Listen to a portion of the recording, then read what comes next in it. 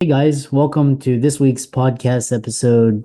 And I'm really excited about today's guest, Sara Freeman Smith. She's a native Houstonian as well, and she's a speaker, author. She's also a advocate, disability advocate, helping individuals find their purpose in their life through different avenues. We're going to talk about her remarkable story, journey, her fantastic energy, and I'm happy to welcome her to the show. So, welcome, Sarah.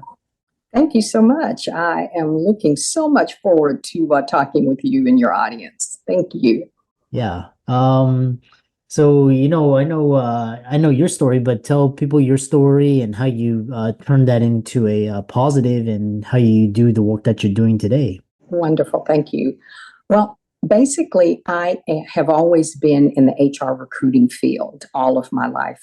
My mom used to tease me and says I was recruiting kids on playground in kindergarten. So I just love helping put people in the right place. So I started my career shortly after college in the recruiting capacity. I always wanted to help individuals, especially in underserved markets. So I was working for a staffing firm in the Houston area at the time, and I would go out and recruit individuals in the inner cities and underserved areas where traditionally they never had opportunities to know that there were job opportunities. And we happened to work where we could send individuals as temporaries. And then oftentimes, if they did a good job, they would be hired full time.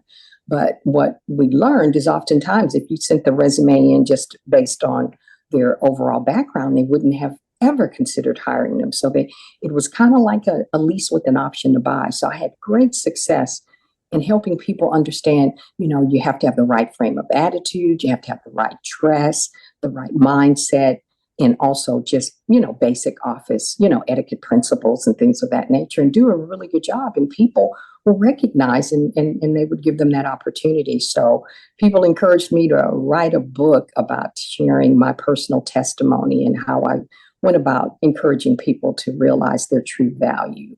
And that was about 25 years ago. And I loved speaking at the time, but it was an up and down kind of cyclical business, so feast or famine. So I got back into a full-time corporate recruiting role about 25 years ago and was climbing corporate ladder of success, as they say, and was getting great promotions, but suddenly began to lose my vision. Mhm. And I was thinking, well, maybe it's a sign I'm getting up midlife, mid-career. Go and have my eyes checked. And the optometrist at the time said, hey, you were here just 7 months ago, but there is a dramatic vision loss. So immediately sent me to some specialists over at the University of Houston. And after numerous tests, I was given the devastating news that it was an autoimmune condition. So I don't need to tell you genetic. And unfortunately, there was no cure. That it was autoimmune retinopathy, as a matter of fact. And all they could do is attempt to slow down the total loss, but ultimately it would lead to total blindness. So this was about 20 years ago. And of course, I had a major pity party because I'm an active community volunteer, career woman, I'm a mother, wife. And what am I going to do if I lose my vision? So, like most people, that's devastating. And I have to admit, it took me a minute to process. But what I kept saying to myself was, I'm crying out, and I'm a very strong faith based person. God, why me? Why me? I'm doing all these things. I'm, helping in the church and the community. Why me? Why would I have to lose? And clearly, this voice spoke to me. And I know to this day it had to be God. And the voice was, why not you, Sarah? Or you know better than anyone else not to go through trials and suffer. Let's go to Texas Children's Hospital and start from the infant area and let's walk down some halls. Some people would give their life, their arm, their legs, anything to have what you are today with just a little less vision. So that helped me put me in a better perspective and a mindset. And I said, okay, so if I do lose my vision, am I going to sit here and be, determined, let this determine my circumstances? And unfortunately, I'm not that type of person. I'm not a quitter. So as I tell people, I went from a pity party to a propel party. And at that moment, I had to figure out now, what am I going to do to continue to do what I know is my passion and what I've been called to do, and that was helping people find jobs. So that at that point started me on my career to just say, hey, not only can I do this sighted, but I'm gonna have to figure out how to do it with less sight. And of course, my vision continued to diminish till I suddenly had to use a lot of accessibility tools, screen readers. I have to use a cane to get around. I use adaptive devices on my phone if someone hands me documents. I had to ask for accommodations, but it was successful. I worked for companies that allowed me to have those additional accommodations to continue to work. And now I'm sharing that with other people.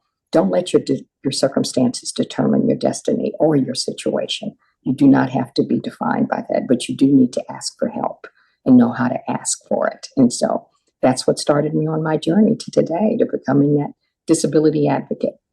Yeah, very profound and very powerful. I've had moments where kind of a intuition or this higher power voice Mm-hmm. and kind of that either soothes or consoles or kind of guides me, which is really. And I love your how you turned you overcoming adversity to empower others. So one thing Mm-hmm. is in finding purpose through change, and you laid out in your book Turning Stones into Gems. Share how the principles laid out in that book have personally guided you through your transformation from a corporate leader Mm-hmm. to a passionate advocate. Oh, great question. Absolutely. It was so funny. I mean, again, I wrote my first edition 25 years ago and then just recently released this third edition late last year. And suddenly I had to sit and go, Sarah, you're going to have to take a dose of your own medicine. You know that, don't you? So, and the basic fundamental principles, I would say, could be encapsulated in 4 R's, as I call them. The first is the reflecting mode. And that's where, again, when I'm sitting or when anyone is given devastating news, it's just normal nature to just want to wallow and go, oh my God, I don't want to even get you depressed. And for something like vision loss, I mean, this is a form of grieving. And the grieving is going through steps. But the reflecting portion is to take that quiet time. And sometimes we have to get off that merry-go-round. And the only way to do that is to knock us off our feet. And I had nothing else to do but to sit and digest. I'm going, I can't believe a simple thing is, can't you just give me some, increased vision power in my glasses? Can't you do some surgery? Can't you just give me a pill, some drops? But no, none of that would work. And I had to take that time to reflect on my inside. And that's that inner being, that quiet time, and saying, now you are still who you are. I was no less Sarah, but just because I couldn't see, did that make me less of who I already knew that I was? So that reflection is that quiet time, whether it's meditation, whether for me it was prayer, it was solace. I sat in on my patio and I just don't listen to all the noise. I'm not a big social media person, but for some people, if that's it, and not on the TV, but just being still to say, okay, this is my current situation. Reflect. Now, what do I know that I want to do? And what do I know that I'm really good at about doing? And how do I go about doing it? And just be still and wait for those answers. And that was the hard part for me, to tell you the truth, because it was like, I am so impatient. So that was one of the first lessons, being still and reflect. And then the next R, which is the most difficult, is called refining. And that's about looking at your current circumstances, understanding where I was today. Did I have the kind of support that I needed? Was I going to be able to get encouragement from friends and family, people at work? Or was it just the opposite, where people were going to say, go sit in the corner, Sarah, go collect disability, and just we'll do stuff for you? And sometimes that means changing your circumstances, getting out of toxic environments as well as toxic people. And so that refining process, we know what that means. That means burning, churning. And, again, I used to work for an oil and gas company. So you know what a refining is, a lot of heat and distillation. Well, it's a lot of ugliness. It's shedding away that outer luggage and baggage that holds us back. And that's what I had to sit. And there were a few people that weren't supportive. They were going, oh my God, what are you going to do? I don't need anyone to help put me down. I can do that all by myself. I need people that could encourage me and say, hey, get up, and suddenly go contact those support groups. Get out and find out what other people that are blind and visually impaired are doing. And that was so amazing to me. So it is a learning about your surroundings, and that's that planning process. That's sitting down and saying, I need to get rid of this. This is where I'm going. This is the direction that I'm going. And then the next portion is what I call reinvention, or reinventing myself, because that's when I had to say, I'm still the same Sara, but I can't do the things that I used to do because I don't have some of my vision. So in inviting others to be somewhat of a support for me, again, being a recruiter, it's important that when people come in, did they look professional? Were they dressed professional? Was the resume properly formatted? Well, I had a quick workaround. I just had some of my staff say, hey, why don't you come out and introduce yourself to the person that I'm getting ready to interview? And then afterwards, tell me were they appropriately dressed. Take a quick scan. I can read the resume, but I can't tell if it's laid out properly. So those were simple things, but being able to learn how to reinvent myself and say, I need to allow that extra time, but I can still do it, but I just need a little bit extra. And the last part is, once I reinvented and figured out I can still be who I am, get up and get off that couch and do it. Stop talking and start doing. So many people will say what they're going to do, but they never, ever follow through. And that's the rebooting. That's like you reboot your computer, you punch that button, you hear that churning, and bam, when it's on, put those sneakers on and take off. And that's exactly what I had to do. And I just started incorporating as much help and support that I could possibly garner. And that's how I got off my pity party. I love that. I love there's two points to your answer that really resonated. And the first one was like, it's kind of like just execute mode, and it doesn't take any thought. You just get up and you do it. Just go through it, even if you have to go through the motion. And then one question I have is kind of playing devil's advocate, is because sometimes I like to reflect, and sometimes in some of the hardest times, and I'll ask for answers, either intuition or whatever, and it's just, and it's silent, and it's like, when I don't need answers, they come, but when I really need answers, there's none. So what I'm sure you've encountered that. What do you I did. A wonderful, wonderful question, because that was one of my biggest lessons I had to learn. And again, and this may not be for everyone, but I can tell what worked for me. And again, having a strong faith-based foundation, I knew that silence did not necessarily equate to no. Delay does not necessarily mean denial. It is about God's timing for me versus my timing. And now you have to admit, we are I want this right now kind of, society, right? Everything is microwave. It's like, okay, I know I need to have this done by such and such. And okay, today's Wednesday, so Friday. So what's the problem? I need it now. I need it now. I need it now. I need it now. So what I had to understand is, if I truly believed that I was following through with the plans, or there was a plan that I wanted to do versus was I asking, this is where we and I made a huge mistake. I thought of things that I wanted to do, and they made perfectly logical, good sense to me at that time. But then I had to stop when I was in that reflective mode, and God spoke clearly to me, Sara. Well, if you could think of something to do, you don't need me. So go ahead and follow through. Let me know how that works out. Think about it. If you could think it up, and if we truly believe in a higher being, a supreme being, that there is no way we could possibly fathom what he has in store. But when he does give it to us, That's when I got the answer finally in silence and says, are you ready? Because a lot of times we really weren't still, even though you thought you were still. That brain was still churning. Okay, all right, well, if I don't hear back from this company, I have this other backup, and I'm gonna call Dr. Lou, and he has a hookup. And you know how we're anticipating. Yeah. Then you're still not still. It's like you're still working behind the scenes.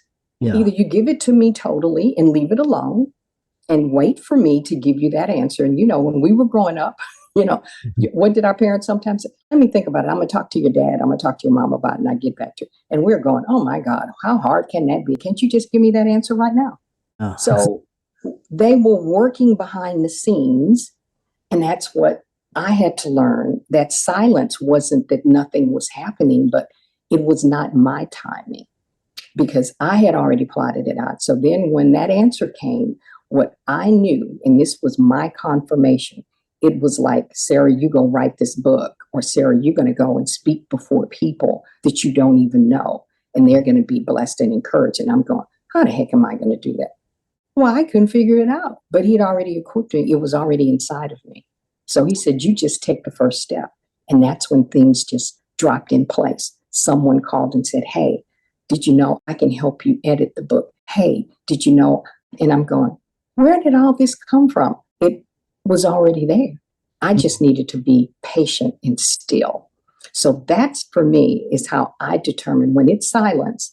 It's almost like, I heard a sermon once, a minister says, when we're on a plane and you can see, we're now approaching IAH in Houston, but we're going to have to hover before we land. And we're going, but I see the run. I'm ready to get off this plane, right? And the plane is hovering and hovering and hovering. And the minister says, but the pilot doesn't have to tell us why he's hovering. He knows they're not ready for us yet. They're preparing that landing. So when we do land, we can walk right on off and go about our business. So if we do it in a hurry, we go land, we could be walking out in the middle of the runway because there's another plane in our jetway. There could be something obstructive on the runway. So we're in a hurry. We go, oh, I can't wait. These people want to get off this plane. So I had to understand that hovering was preparing something for me. And I had to just be patient. And when it was time, the answer was there. And it was just take that first step. And then it dropped into place. Interesting. Yeah. Oh, I love that. And I really it's kind of like learning to let go, and then Yeah, exactly.